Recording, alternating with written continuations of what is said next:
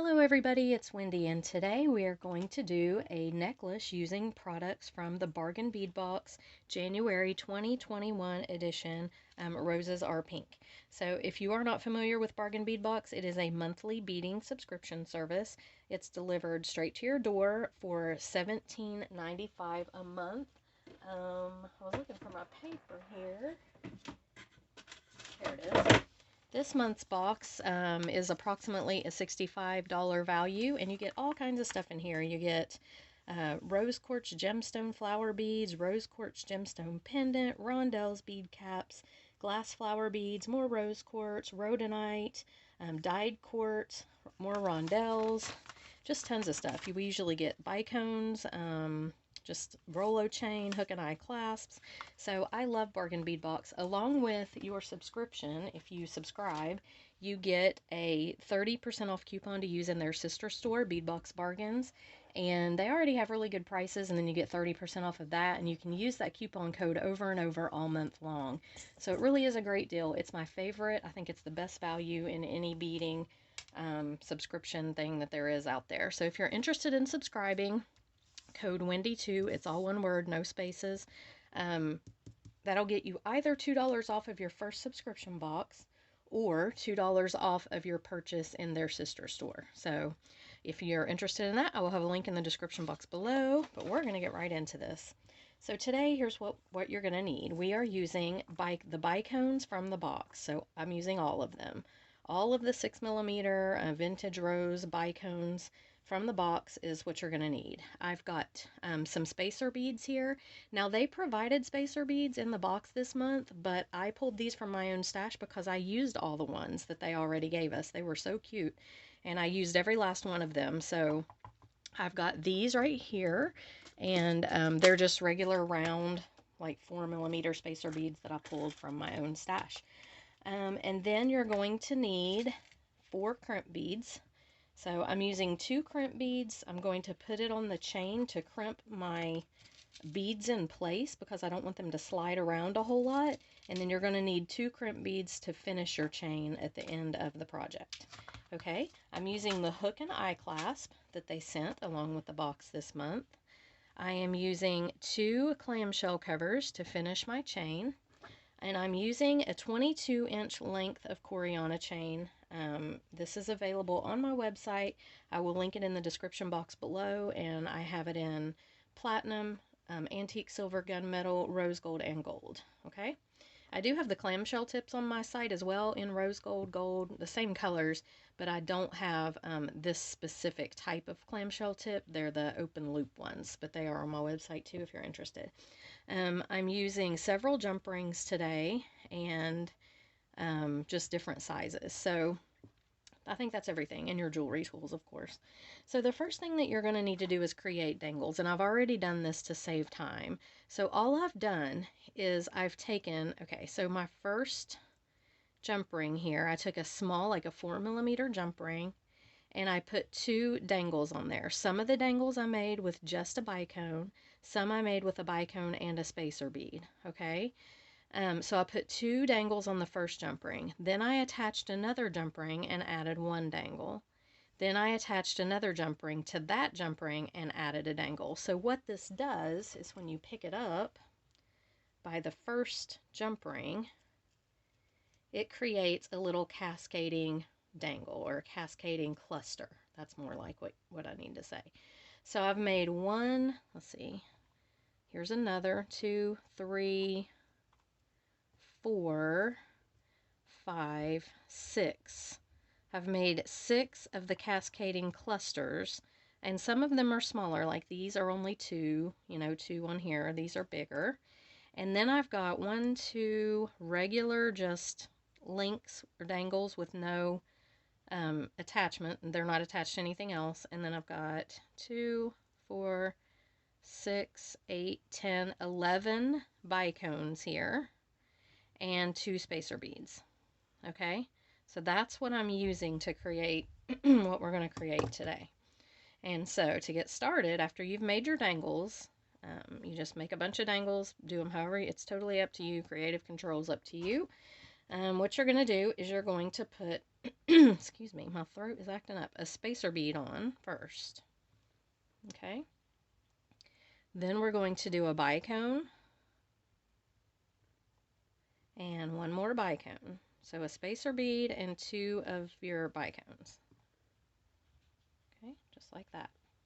Now I'm going to take one of the single dangles that doesn't have any jump rings or any other dangles hooked to it and put it on. Then I'm going to take another bicone. Okay, so there's what you've got. Let me scoot these up a little out of the way. Okay, so there's what you've got. Now I'm going to take one of my smaller bicone clusters, okay, and I'm going to hang it on the chain just like this. And then I'm going to put a regular bicone. Okay, so if you can see, what it's doing is it's creating these little dangles and they're starting to cascade down a little bit more. Okay, so I've got my regular bicone. Now I'm going to take one of my larger bunches of dangles and I'm going to hang it by the top jump ring. I mean, you know, it doesn't really matter, but I wanted it to kind of hang a little bit longer. So, and as you can see, it's cascading down just a little bit more. And these spacer beads are mixed in. They just give it a little added shine. And then we're going to add another bicone on there. All right. And then I'm going to take my other, let's see, got 2s. I'm trying to just see what I have here. Okay, so I'm going to take my other my largest dangle, and I'm going to hang it. Then I'm going to do a bicone. Then I'm going to take this group here that has 3, and I'm going to hang it. Going to do another bicone. Okay, and so here's what we've got. I'm going to take this group of 2 and hang it. One more bicone. And let me look at it. Let's see. Okay, so I think since I've got 2 groups of 2 here, I'm going to go ahead and pull these 2 off of the other end, the bicone and the spacer, and I'm going to hang a group of 2 over there because I want it to be even. Okay, so if you can see, I have 2 large clusters in the middle, 2 groups of 3, 2 groups of 2, and I'm going to start the singles now. So I'm going to put this bicone back on here. And I'm going to put a single over here. Okay. Nope, I did that wrong. I'm so sorry. I somehow got the single in there and didn't mean to. Alright, so I need to put the group of 2 back on. I'm just trying to make it cascade evenly on both sides. That is all I'm doing. So, trying to make sure I've got 2 groups of 2 here, 2 groups of 2 there. You know, just making sure it's even. So that's what I've got now. And then I'm going to put my single bicone. And I have one more single bicone, so I've got it. Okay, and then this bicone. And the last bicone. And then over here, it's because I have my 2 groups of 2. So let me spread this out just so you can see it a little bit better, because I want to make sure that everybody gets what I'm trying to do here. So I have 2 bicones, a single bicone loop, a drop, another bicone and a double, another bicone and a double, another bicone and this has got a group of 5 on it, another bicone, and this one has a group of 4, but it's still clustered up to where it's going to be even looking because I wanted one just plain long one. And then a bicone. I've got a group of 3, bicone, group of 2, bicone, and then I'm going to put my single on here and my 2 bicones. And so what I've done is, even though I have 2 groups of 2 here and a group of 3 and a group of 2 here, it's still, when it all clusters together, it's going to hang evenly. It's just, I wanted it to be fairly well spaced out. So, like I said, it's totally up to your creative control. You can do whatever you want, but that's how I wanted to do mine. And then I'm going to put a spacer bead on here and a crimp. And I didn't have any, didn't have any rose gold crimps. I wish I did, but I didn't. So it's going to have to be a light gold one. And I don't think it's going to be that obvious. Okay. And another spacer bead. And another crimp. And I didn't have any rose gold crimp bead covers except for huge ones, but they would not have looked right on here. So here's what I've got. Okay. So what I'm going to do is I'm going to even up the ends of my chain and get this down. You want your chains to be even, and you want your pendant piece or your focal here to be even as well. So make sure that these are lining up with each other, and then take your plier and just crimp it. You can use crimping pliers if you want to. I'm not. I'm just going to do this. That is a pretty big, I maybe could use these. Let me look at these crimp bead covers and see how big they are. They're pretty big. Yeah, look at them. They're huge. I don't know what millimeters these are. They're rather large. But let me see what it would look like on there. And I try to hold them, usually when they're smaller I can do this. Hold them with this open part out here and then just slide it on and close it up. Let's see. Yeah. That's not going to look right. It's just huge. So I'm going to open him back up and just pull him off of here. I didn't close him all the way, so I could kind of slide him back open. Except for it's harder than I was anticipating. I did kind of want to see what they would look like on there, and it's just too much. It's just too big. So I don't want to make it look, you know, awkward or have this big bulb stuck on there that doesn't need to be on there. So let me get this off. And I've done this like a lot before where I just pull it back open, but it's not wanting to work now because I'm on camera. There we go. I think I got it enough to get the chain out. There we go. We're good. Come on out.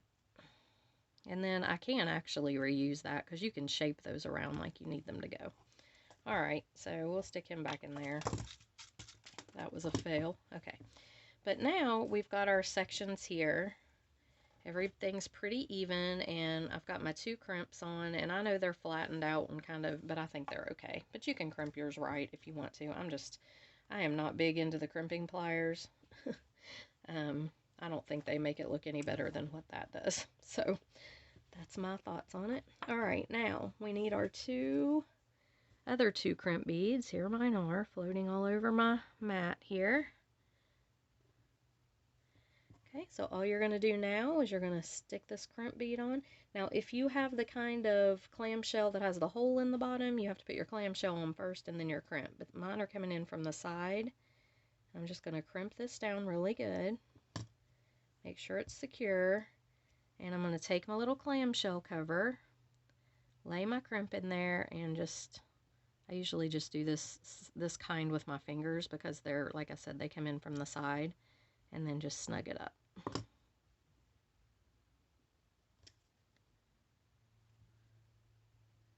And you just close it right up there, okay? And then I'll take my other one. Go ahead and put him on here. And the good thing about the crimps inside these clamshell covers is they don't even have to match your project because they're covered up. Nobody's going to see them. Okay, that one's secure. Just going to put it in here. Close it up as much as I can. And then I will take my plier, get it in there all the way. Take my plier and close it the rest of the way. Okay, so there we have it. Now we're just going to put our ending on. That's it. So I'm just going to take my jump ring and I'm going to hook my hook and eye clasp on, and I used a larger jump ring for this because this was kind of a thicker part, this hook and eye clasp, and then I'm just going to take my smaller jump ring and do the eye part here. So just like that. Close that right up and you've got a necklace. So I think this turned out really good. I just didn't want to do anything too busy with these bicones because they're just so pretty on their own, that I just wanted it to be kind of simple, and I do really like the way that this turns out. So let me put it on a form and I will show it to you. Okay, so here is our finished necklace, and my camera is wanting to wash it out for some reason. But I like it. I think it looks really pretty. It's kind of delicate and petite, and yeah, not too much going on, but very, very sparkly and pretty. And then I can just turn this around. I'll show you the closure. And there's the closure. So it's very professional looking, very pretty. So I hope you guys enjoyed this.